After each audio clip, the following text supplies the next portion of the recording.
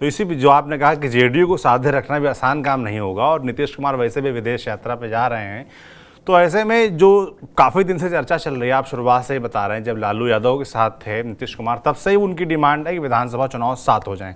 और हाल फिलहाल हमने सोशल मीडिया पे काफ़ी चर्चा भी देखी कि चुनाव 7 हो सकते हैं। तो इस पर कुछ क्या अंतिम फाइनल हुआ, कुछ डील फाइनल हुई इनके जाने से पहले कि चुनाव 7 में होने हैं या नहीं होने? देखिए, ये बात सच है कि जेडीयू के अंदर ही इस बात को लेकर के बहुत कशमकश है, बहुत कंफ्यूजन है। मैं आपको बता दूं, कल मैं नाम नहीं लेना चाहूंगा, लेकिन कल मेरी बात एक मंत्री से हो, कभी कभी नाम ले लिया करिए। नहीं, मंत्री से हो रही थी। देखिए, नाम लेना तो कुछ इशारों में बता दिया करिए बात कि लोग गेस कर लें। मैंने उनसे पूछा कि सर क्या चल रहा है, तो उनका जवाब था कि अरे क्या चलेगा पंकज जी, हम लोग हर चीज के लिए तैयार हैं। हमने पूछा क्या मतलब, हर चीज के लिए, लोकसभा चुनाव के लिए तैयार हैं? तो अरे लोकसभा चुनाव तो समय पर होना ही होना है, कौन जानता है विधानसभा चुनाव कब हो जाए। अब आप ये बताइए कि ये जेडीयू के मंत्री कह रहे हैं जी। अब आप ये समझिए कि अगर इस तरह की बात होती हो तो निश्चित तौर पर यह बात तो है। और अगर मैं आरजेडी कैंप की बात करूं तो आरजेडी ये मान चुकी है कि जो वर्तमान मौजूदा स्थिति है, अभी चिराग पासवान तो आरजेडी कैंप में गए नहीं है। ये जो आप आरजेडी के नेता तेजस्वी यादव का जन विश्वास यात्रा देख रहे हैं, वो जन विश्वास यात्रा लोकसभा चुनाव के लिए कम और विधानसभा चुनाव के लिए ज्यादा है। आरजेडी कैंप लोकसभा चुनाव में अपनी हार मान चुका है। वो ये समझ रहा है कि अगर हम 8 से 10 सीट भी ले आते हैं तो हमारी बहुत बड़ी जीत हो, ये जान लीजिए। पर वो तेजस्वी यादव को ये लग रहा है कि मुख्यमंत्री के तौर पे अब बिहार की जनता उनको देखना चाहती है। तो आरजेडी तैयारी अब विधानसभा चुनाव का कर रही है, क्योंकि आरजेडी कैंप में ये बात बहुत अंदर तक घर कर चुकी है कि विधानसभा चुनाव कभी भी हो सकता है जी। अब ऐसे में सवाल उठता है कि जो कहा जा रहा है कि नीतीश कुमार विधानसभा चुनाव जल्द से जल्द कराने पे अड़े हुए हैं, क्या वो अड़े रहेंगे? क्या वो बीजेपी की बात नहीं मानेंगे? लेकिन अगर मैं बीजेपी की बात करूं तो बीजेपी विधानसभा चुनाव नहीं कराना चाहती। अच्छा। अगर बीजेपी विधानसभा चुनाव कराना चाहती तो आप ये देखिए, 78 विधायक तो बीजेपी के पास हैं, 4 आरजेडी के विधायक को बीजेपी ने जोड़ा है, तो 78 4 82 हो गए। 2 कांग्रेस के विधायक को जोड़ लिया और एक नीतू सिंह आवाज दे रही हैं, तो 85 विधायक तो बीजेपी के पाले में आ चुके हैं जी। और मेरी खबर पुख्ता है, मैं पुख्ता कह रहा हूं कि 10 और कांग्रेस के विधायक टूटने के लिए बैठे हुए हैं, तैयार हैं एकदम। बस उनको बुलावा आए, वो सारा गठरी पोटरी बांध के बैठे हुए कि बुलावा आए और हम कमल का सिंबल एक्सेप्ट करें। अब ऐसे में सवाल उठता है कि आप उधर 85 देखिए और 10 95 देखिए, तो 100 के आसपास तो बीजेपी पहुंच जा रही जी। ऐसे में सवाल उठता है कि 100 के आसपास और बीजेपी इतनी मशक्कत क्यों कर रही है? अगर इतने विधायकों को अपने साथ जोड़ेगी तो उनको टिकट देने का भी तो वादा करेगी, तभी तो वो अपने साथ जोड़ेगी। और अगर भंग ही करना होगा तो फिर ये जोड़ने का पर्पस क्या है? बिल्कुल। इसलिए बीजेपी तैयार नहीं है, बीजेपी इस बात को लेकर के तैयार नहीं है, ये वहां की लोकल इकाई कह रही है। पर बड़ा सवाल ये उठता है कि बिहार के मसले पे लोकल इकाई चाहती कुछ और है और केंद्रीय नेतृत्व कुछ और फैसला कर देता है। लोकल इकाई को तो मानना पड़ता है। ये सर्वविदित है कि नीतीश कुमार को लेकर के लोकल इकाई तैयार नहीं था। मैं ये जानता हूं कि दोनों उप मुख्यमंत्री का स्टेटमेंट था कि नीतीश कुमार को अपने साथ जोड़ने से बीजेपी को क्या फायदा होगा, ये मैं जानता हूं।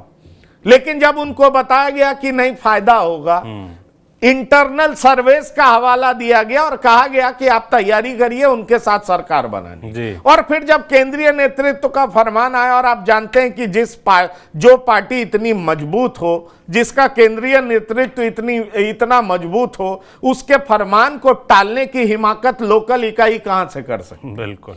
इसलिए फिर से हो गया नीतीशमय हो गया, नीतीश फिर से वेलकम हो गए, उनके लिए पलक पावड़े बिछाए जाने लगे और फिर नीतीश कुमार का जिस तरीके से स्वागत हुआ वो आपके सामने। और आपने देखा कि औरंगाबाद की रैली में जब माला प्रधानमंत्री को पहनाया जा रहा था, नीतीश कुमार बाएं हट रहे थे तो प्रधानमंत्री जबरदस्ती उनका मतलब एक प्यार से उनको अपनी तरफ खींचे और जो सम्मान दिखा सकते थे उनके लिए वो दिखाने की कोशिश। नीतीश कुमार ने भी कह दिया कि आप साथ ही रहेंगे। और नीतीश कुमार ने भी कह दिया कि अरे बीच में तो हम गायब हो गए थे, लेकिन हम शुरू से आप ही के साथ रहे और अब आप ही के साथ रहे। तो दोनों का जो इतने सालों जनता को विश्वास करना इतने सालों का जो प्यार है वो इस तरीके से उस दिन स्टेज पर उमड़ता हुआ दिख रहा था।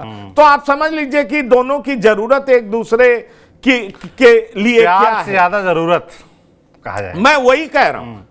तो इसलिए सवाल यह उठता है कि बीजेपी मान करके चल रही है कि नीतीश कुमार के पास आज भी 10% वोट तो है। जी, आपने तेजस्वी यादव का नाम लिया, आपने कहा कि वो विधानसभा चुनाव की तैयारी कर रहे हैं। लोकसभा से उनको ज्यादा ना उम्मीद है ना ही उसके प्रयास है। उनका प्रयास जो है मुख्यतः वो ये है कि विधानसभा चुनाव में कैसे बीजेपी या एनडीए को टक्कर दी जाए, जो नीतीश कुमार और बीजेपी गठबंधन बना इसको टक्कर दी जाए, और किस तरीके से इसी के जरिए इसी तैयारी में लोकसभा में जो सीटें आ सकती हैं, जो फायदा मिल सकता है वो हो जाए। तो विधानसभा पर केंद्रित तो होना, इसके पीछे क्या कारण मानते हैं? और अगर चिराग साथ आ जाते तो क्या फिर लोकसभा की तरफ दिमाग ज्यादा लगेगा? देखिए, मैं आपको एक बात बताना चाहूंगा सौरभ, चूंकि आप याद करिए और कई बार मैं अपने वीडियोस में बोल भी चुका हूं कि दही चूड़ा का भोज हुआ था।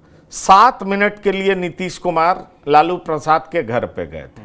वो एक सिंबॉलिक विजिट था, पर उस सिंबॉलिक विजिट में नीतीश कुमार ने जता दिया था कि वो आरजेडी के साथ कंफर्टेबल नहीं, वो जल्दी उनका साथ छोड़ेंगे।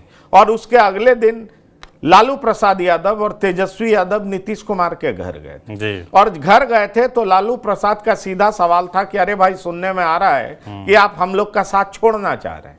तो नीतीश कुमार ने उस समय डिनाई कर दिया, ये उनका एज यूजुअल स्टाइल है, क्योंकि जब वो बीजेपी का भी साथ छोड़ रहे थे 2022 में, तो जिस दिन साथ छोड़ा उससे एक रात पहले बीजेपी के बड़े नेता का फोन गया था, उनको भी उन्होंने यही बात बोली थी कि किसने कहा आपसे, ऐसा कोई बात नहीं, और अगले दिन उन्होंने साथ छोड़ दिया। उस मुलाकात में जो मेरे सूत्र बताते हैं आरजेडी के, लालू प्रसाद यादव ने नीतीश कुमार से जो बात की, नीतीश कुमार ने एक बात कह दी कि क्यों नहीं हम लोग विधानसभा चुनाव भी साथ करा देते, विधानसभा चुनाव साथ करा देते हैं और बीजेपी को पटक देते हैं। दरअसल नीतीश कुमार के मन में साल 2020 से ही ये टीस है कि उनकी जो 43 सीटें जो अब 45 हो गई हैं, वो काफी कम है, जो उनकी ताकत को बहुत कम करती।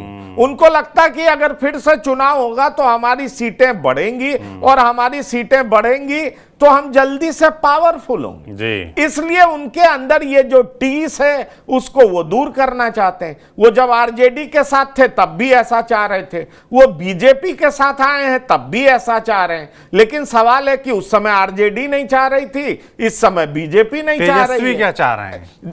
तेजस्वी का यह मानना है कि नीतीश कुमार जो चाहते हैं वो करा लेते। अगर आरजेडी साथ रहती है तो भी हमें हर बात उनकी माननी पड़ेगी, और बीजेपी को भी उनकी हर बात माननी पड़ेगी। इसलिए हमें हर स्थिति के लिए तैयार रहना चाहिए। आरजेडी इस बात को मानती है कि प्रधानमंत्री के चेहरे के तौर पर आरजेडी के खेमे में, या जो इंडिया अलायंस में आरजेडी है, कोई ऐसा चेहरा नहीं है जो प्रधानमंत्री मोदी के टक्कर का हो। इसलिए पिछड़ा, अति पिछड़ा लोकसभा चुनाव में अलग तरीके से मतदान कर सकता है, वो प्रधानमंत्री मोदी के लिए मतदान कर सकता है। लेकिन जब विधानसभा चुनाव की बात आएगी, जब मुख्यमंत्री के चुनाव की बात होगी, तो यही सारे वोटर्स हमारे पक्ष में वोट करेंगे। इसलिए आप देखेंगे कि तेजस्वी यादव ने एक रणनीति के तहत, एक स्ट्रैटेजी के तहत, जितने उग्र होकर के पहले वो हमले किया करते थे नीतीश कुमार पर, जब नीतीश कुमार ने 2017 में तेजस्वी यादव का साथ छोड़ा था, इस बार आप देखिए वो तेजस्वी यादव पर, वो नीतीश कुमार पर हमले नहीं कर रहे तेजस्वी यादव। इसकी वजह यह है कि तेजस्वी यादव नहीं चाहते कि नीतीश कुमार का जो वोट है, जो उनके साथ आज भी जुड़ा हुआ है, वो विधानसभा चुनाव में मुझे ही वोट करे, मुख्यमंत्री के तौर पर मेरा ही चुनाव करे। और एक तरीके से अब आरजेडी खुश है जन विश्वास यात्रा को देख करके। जिस बड़ी रैली तरीके भी से की। जन सैलाब उमड़ा है, आरजेडी को लग रहा है कि आरजेडी के पक्ष में सिंपैथी है, तेजस्वी यादव के पक्ष में सिंपैथी है, तेजस्वी यादव नौकरी के पर्याय बन गए। ये आरजेडी के अंदर जो बात चल रही है सो मैं बता रहा हूं। तेजस्वी यादव अगर सरकार में आएंगे तो नौकरी बटेगा, लोगों को नौकरियां मिलेंगी, इसलिए लोग तेजस्वी यादव को पसंद कर रहे हैं और इसीलिए सड़कों पर देर रात तक लाखों लाख का हुजूम देखा गया। ऐसा आरजेडी कैंप का मानना। और दूसरा आरजेडी कैंप यह मानती है कि नीतीश कुमार के साथ थे तो उनका एंटी इनकम्बेंसी बैगेज हमें साथ लेना चलना पड़ रहा था, लेकिन अब वैसी स्थिति नहीं है। अब हम कंफर्टेबल स्थिति में हैं, लोगों की सिंपैथी हमारे साथ है, इसका पूरा फायदा हमें विधानसभा चुनाव में मिले।